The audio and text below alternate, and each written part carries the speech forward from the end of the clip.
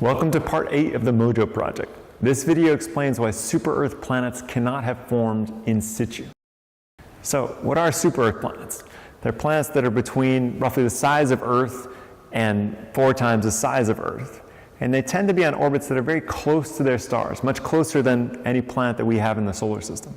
So their years, the time it takes to go around their stars, is typically measured in 10 days, 20 days, rather than the 365 days it takes the Earth to go around the Sun. And these are very common planets. Maybe up to half of all Sun-like stars have super-Earths orbiting them. And so one question you might ask is maybe they just formed where they are. Is that how they got there? Now, the MOJO project's contribution here is to show that that's not the case, that these kinds of planets cannot have formed in situ, and there are a number of reasons for that. And I'm going to go through the kind of the simplest reason for that. So if these planets did form in situ, meaning they grew where they are now, that means that they formed from very massive disks, because these planets are quite massive. They're bigger than Earth, more massive than Earth.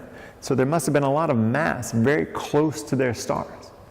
So these must have been very massive disks. Now, if they formed close in from massive disks, then these planets must have formed very fast, because the time scale for formation is very short close in. So this animation shows a very simple simulation we did to say, what if these planets did form, in situ close in? We put about the right amount of mass close in and just kind of see what happens. Now the vertical axis here is the orbital eccentricity of each individual planetary embryo, and the horizontal axis is the semi-major axis, basically the orbital distance. And what you can see is, as the simulation evolves, things happen really quickly, very close in.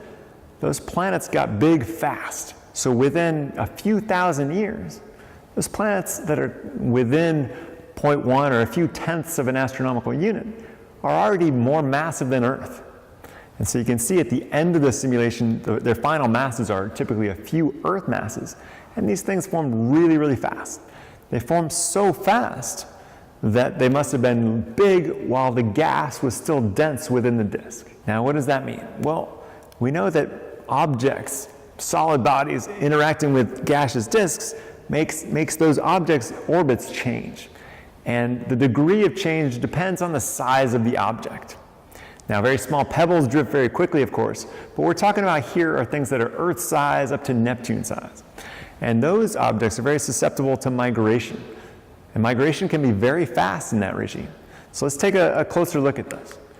What this plot shows is the time scale of migration on the vertical axis versus orbital distance. And each dot here is a given super-Earth planet. So what I've done here is just say, let's assume that specific super-Earth formed in situ. It formed without migrating at all. So that means its disk had to be relatively massive. Massive enough to have enough stuff where the planet formed to help it grow. So if that's the case, we can figure out how fast that planet would migrate by interacting with the disk once it formed. And that's what the vertical axis means.